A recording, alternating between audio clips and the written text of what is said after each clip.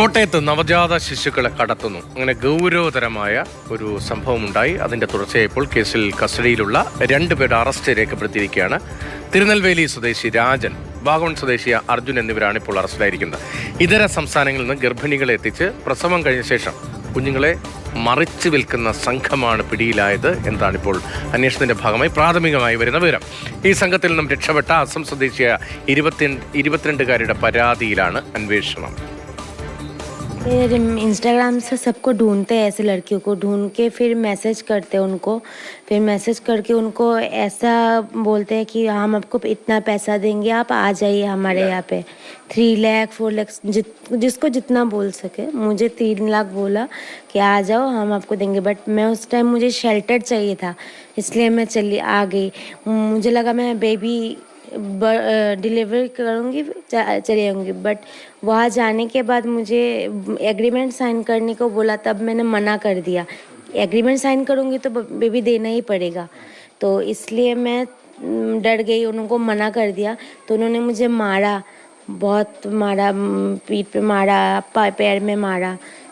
और फिर मारने के बाद मैंने जब 2 दिन तक रूम में बंद रही. उसके बाद उन्होंने बोला कि मतलब एग्रीमेंट में साइन करो या चले जाओ. तो मैं भाग गई उधर से. भागने के बाद उन लोगों ने बैग सब दिया.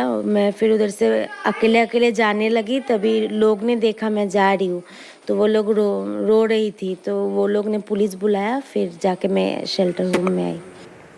സ്ത്രീകൾ അവർക്കൊപ്പം ഉണ്ടായിരുന്നു. അവിടെ ചെന്നപ്പോൾ 2 സ്ത്രീകളുണ്ടായിരുന്നു പറഞ്ഞു. ഒരാൾ ഗർഭിണിയാണ്, ഒരാൾ പ്രസവം കഴിഞ്ഞ ആളാണ്. ഇവിടെ ചെന്ന് കഴിഞ്ഞാൽ പ്രസവം കഴിഞ്ഞ സ്ത്രീ പോയി. പിന്നെ ആ ഗർഭിണിയായിട്ടുള്ള സ്ത്രീ അവർ സ്കാൻ ചെയ്യാൻ കൊണ്ടുപോയായിരുന്നു. സ്കാൻ ചെയ്ത് വന്നപ്പം കൊച്ചിനെന്തോ പ്രോബ്ലമൊക്കെ ഉണ്ട്, അതുകൊണ്ട് അവർ പറഞ്ഞു വിട്ടെന്ന് പറഞ്ഞു.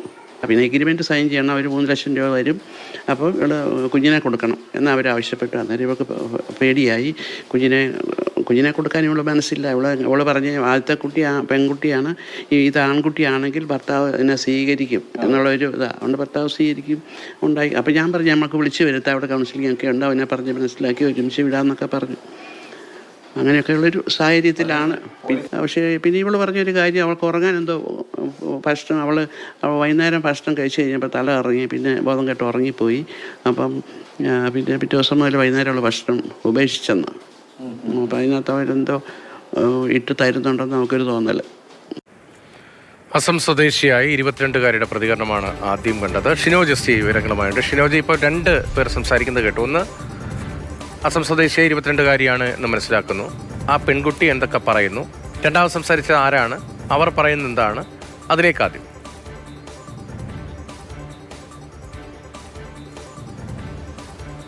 രതീഷ്, ഈ രണ്ടാമത് സംസാരിച്ചത് നിലവിൽ ഈ പെൺകുട്ടി താമസിക്കുന്ന ഗാന്ധിനഗറിലുള്ള ഒരു ചാരിറ്റബിൾ ട്രസ്റ്റ്, ആ ചാരിറ്റബിൾ ട്രസ്റ്റിൻ്റെ ഡയറക്ടറാണ് നമ്മൾ സംസാരിച്ചത്.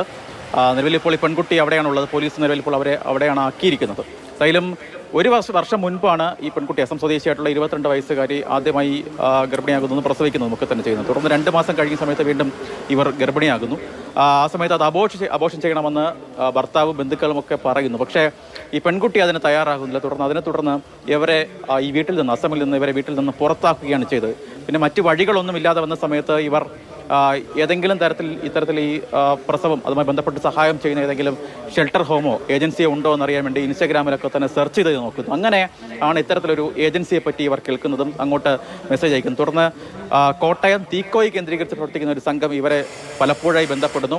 ഇവർക്ക് കോട്ടയത്തേക്ക് എത്തുന്നതിന് വേണ്ടിയുള്ള ട്രെയിൻ ടിക്കറ്റ് ഉൾപ്പെടെ ഈ സംഘം അയച്ചു കൊടുക്കുന്നു. ഇവർ കോട്ടയത്തേക്ക് എത്തുന്നു. തുടർന്ന് തീക്കോയിലേക്ക് ഏകദേശം ജൂലൈ 16-ാം തീയതി, ഈ മാസം ജൂലൈ 16-ാം തീയതി ഇവർ തീക്കോയിലെത്തുന്നു. ആ തീക്കോയിലെത്തുന്ന സമയത്തൊക്കെ തന്നെ ഒരു 2 സ്ത്രീകൾ അവർക്കൊപ്പം അവിടെ ഉണ്ടായിരുന്നു. അതായത് ഈ 2 സ്ത്രീകളും ഗർഭിണികളായിരുന്നു. അവർ പറയുന്ന അതിന് മുമ്പ് തന്നെ ഒരു എഗ്രിമെൻറ്റ് ഇതുമായി ബന്ധപ്പെട്ട് അവർ വയ്ക്കാൻ ശ്രമം നടത്തി. ഈ പ്രസവം വരെയുള്ള എല്ലാ ചിലവുകളുമൊക്കെ തന്നെ ഞങ്ങൾ നോക്കിക്കൊള്ളാം, പക്ഷേ അതിനുശേഷം കുഞ്ഞ് ആകുന്ന സമയത്ത് കുഞ്ഞിനെ ഞങ്ങൾക്ക് തരണം, പകരം 3 ലക്ഷം രൂപ ഞങ്ങൾ തരാം എന്നതാണ് ഈ എഗ്രിമെൻറ്റിലുണ്ടായിരുന്നത്. ഇത് കേട്ടാണ് ഇവർ പേടിച്ചേ തുടർന്ന് ഈ ഈ തീക്കോയിലെ ആ വീട്ടിൽ നിന്ന് രക്ഷപ്പെടുന്നതിന് വേണ്ടി അവർ പല ശ്രമങ്ങൾ നടത്തി. അപ്പോൾ അവർക്ക് മർദ്ദനമൊക്കെ ഏൽക്കാൻ സാഹചര്യമുണ്ടായി. അവിടെ നിന്നാണ് ഇവർ രക്ഷപ്പെട്ട് 112-ലേക്ക് വിളിക്കുന്നതും പോലീസിനെ ബന്ധപ്പെടുന്നതും.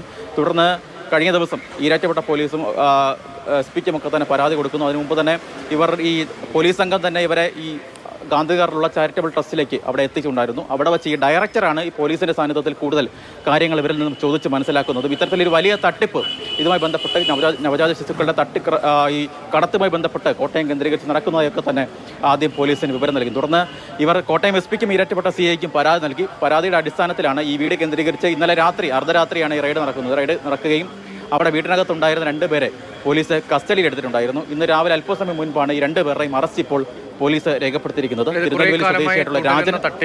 കുറേ കാലമായി ഇത്തരം പെൺകുട്ടികളെ ഭീഷണിപ്പെടുത്തി കുഞ്ഞുങ്ങളെ തട്ടിയെടുത്ത് കൂടുതൽ വിലയ്ക്ക് കച്ചവടമാണല്ലോ, ശിശുക്കളെ കച്ചവടം ചെയ്യാൻ വേണ്ടിയായിരിക്കുമല്ലോ ഇവർ ഈ 3 ലക്ഷം രൂപയ്ക്ക് മറ്റും വാങ്ങുന്നതും ഈ കുട്ടികളെ അടിക്കുന്നതും ഭീഷണിപ്പെടുത്തുന്നതും ഒക്കെ. മറ്റു വഴിയില്ലാതെ പലരും ഇതിൽ പെട്ടുപോയിട്ടുണ്ടാകുമല്ലോ. ഈ തട്ടിപ്പിന്റെ വ്യാപ്തി എത്രത്തോളം വലുതാണ്? ഈ സംഘവുമായി ബന്ധപ്പെട്ടുള്ള മറ്റു വിവരങ്ങൾ എന്താണ്? ഈ കോട്ടയത്തെ ആരൊക്കെ അക്കാര്യങ്ങളിലൊക്കെ വ്യക്തത വന്നിട്ടുണ്ടോ? അത്തരത്തിൽ കൂടുതൽ കാര്യങ്ങളിലേക്ക് എത്തുന്നതിന് പോലീസിന് ഇപ്പോഴും കഴിഞ്ഞിട്ടില്ല. കാരണം ഇന്നലെ രാത്രിയാണ് ഇവരെ കസ്റ്റഡിയിൽ എടുക്കുന്നത്. ഇപ്പോൾ ആ ചോദ്യം ചെയ്യലും അതുമായി ബന്ധപ്പെട്ട കാര്യങ്ങളൊക്കെ തന്നെ പുരോഗമിക്കുകയാണ്. പാലാ DYSP ഇരട്ടപ്പെട്ട സ്റ്റേഷനിലെത്തിയാണ് ചോദ്യം ചെയ്യൽ ഉൾപ്പെടെ നേതൃത്വം നൽകുന്നതും. എന്തായാലും കൂടുതൽ കാര്യങ്ങളിലേക്ക് ഇതിന് പിന്നെ വലിയ സ്രാവുകളൊക്കെ ഉണ്ടോ തുടങ്ങിയ കാര്യങ്ങളൊക്കെ തന്നെ കൂടുതൽ അന്വേഷണം നടക്കേണ്ടതായിട്ടുണ്ട്.